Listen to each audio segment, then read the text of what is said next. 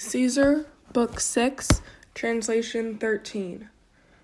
In all Gaul, of those men who are of some rank and honor, there are two classes. For the common people are held almost in the place of slaves, who dare nothing of their own, are employed by no representation. Very many, when they are oppressed by debt, or by the large amount of taxation, or by the injustice of the more powerful, give themselves over into service to the nobles, who have over them all the same rights that masters have over slaves. But of these two classes, one is the Druids, the other of the knights. The former are in charge of the worship of the gods, attend to public and private sacrifices, interpret religious matters. To them a large number of young men flock for the sake of teaching, and these men are of great honor among them, for they decide about almost all public and private disagreements, and if any crime has been committed, if a murder has been done, if there is a dispute about inheritance, about boundaries, they likewise decide, establish rewards and punishments. If any private or people did not observe the decree, they prohibit from sacrifices. This punishment is the most serious among them. These men against whom it has thus been prohibited are considered among the number of the disrespectful and the criminals. All go away from these men, flee from approach in conversation. They may not receive anything bad from the contact, nor is justice granted to them seeking, nor is any honor granted. However, one is in charge of all these Druids, who has the greatest authority among them. With this man having died, either if any one of the rest excels in worthiness, he succeeds, or if there are several equals, they contend for the leadership by the vote of the Druids, sometimes even with weapons. These men at a certain time of the year assemble in the territory of the Carnutes, which region is considered the middle of all Gaul, in a sacred place.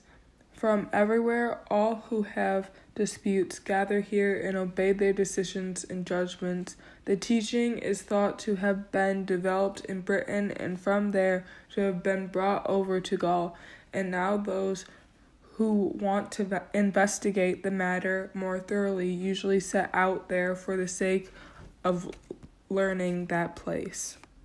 Caesar, Book 6, Translation 14. The Druids are accustomed to be absent from war, and they do not pay taxes together with the others. They have freedom from military service and exemption from all thanks. Inspired by such great rewards, many come into training both of their own accord and are sent by parents and relatives.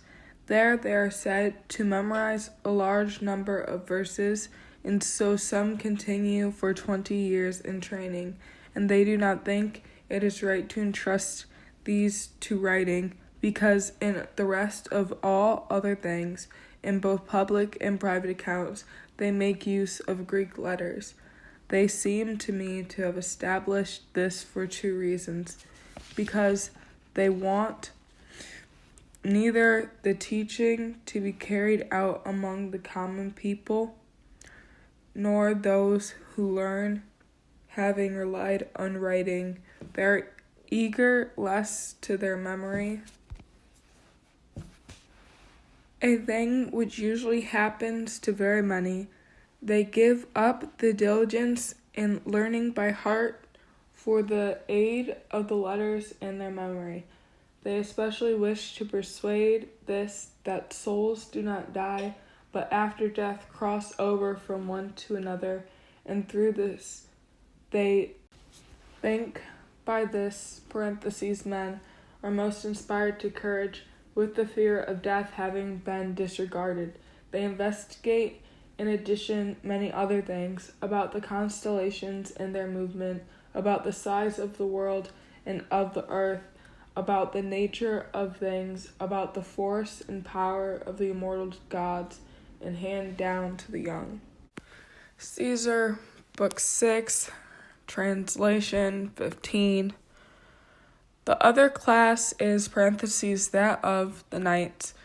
These men, when there is need and some war occurs, which generally was accustomed to happen every year before Caesar's arrival, in order that they would bring injuries onto another tribe, or repel injuries brought upon themselves, are all involved in warfare, and as each one is most distinguished in family and in wealth, so does he have the most retainers and dependents around him.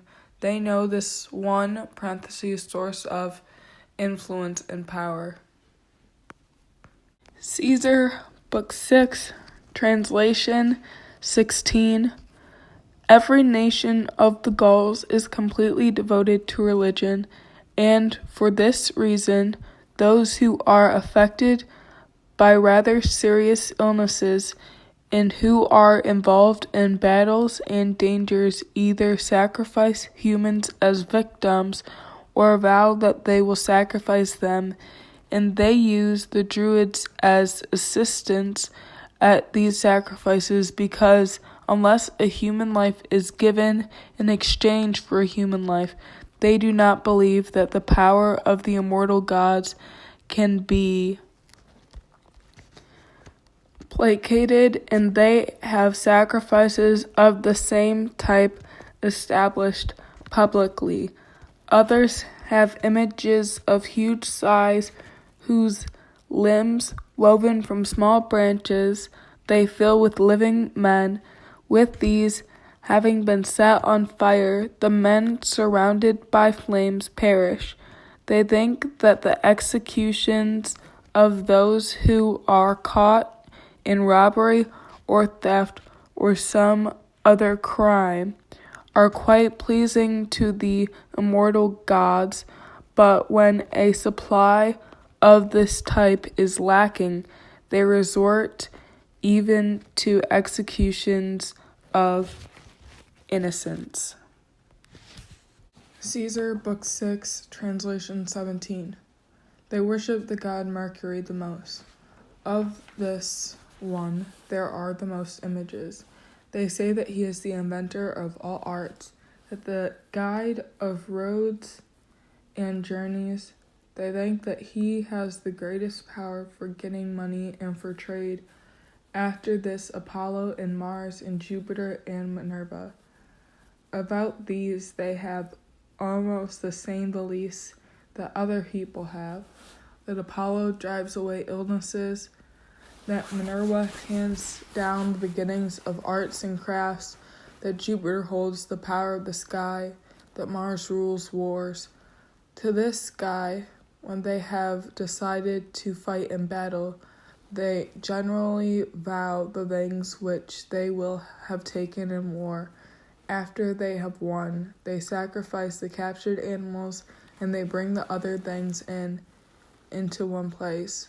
Among many states, it is possible to catch sight of mounds of these things built in sacred places, nor has it often happened that anyone with religious scruples, having been ignored, dares to remove these things in his house or to take the things that have been placed in the crucifixion. Death penalty with torture has been appointed for this affair.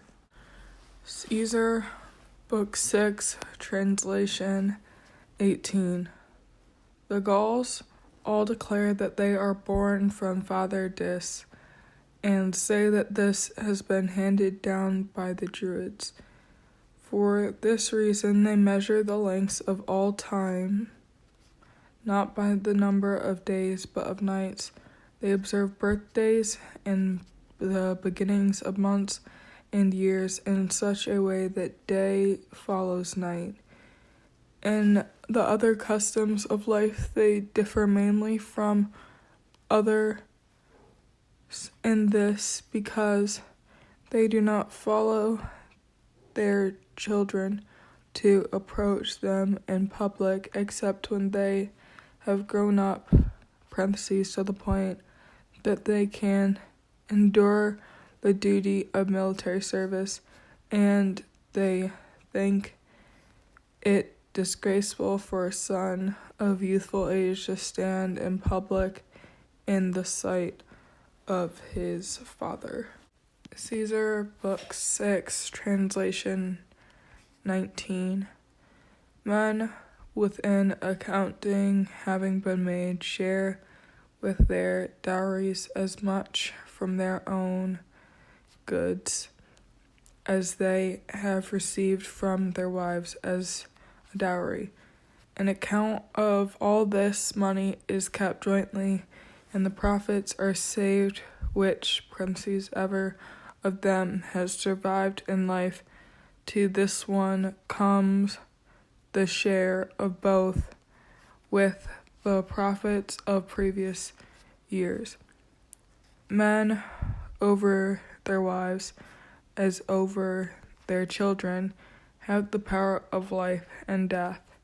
And when a father born of a rather distinguished position has died, his relatives come together, and if the circumstances of death come under suspicion, they hold an investigation regarding the wives and the manner of slaves, and if a discovery has been made, they kill, parentheses, wives, who have been tortured with fire and all torments. Funerals are in proportion to the culture of the Gauls, magnificent and costly, and everything that they think was dear to the living they bring into the fire, even animals, and a little before this memory, slaves and dependents, whom it was agreed had been loved by them, with the funeral proper having been completed, were cremated together. Caesar, Book 6, Translation 20. The tribes which are thought to administer their government more efficiently have made it sacred by law that if anyone receives anything about the state from his neighbors by rumor or report, he should bring it to a magistrate and not share it with any other, parentheses, person, because it is known that reckless and inexperienced men, often frightened by false rumors, and are driven to bad actions and make decisions about very important matters.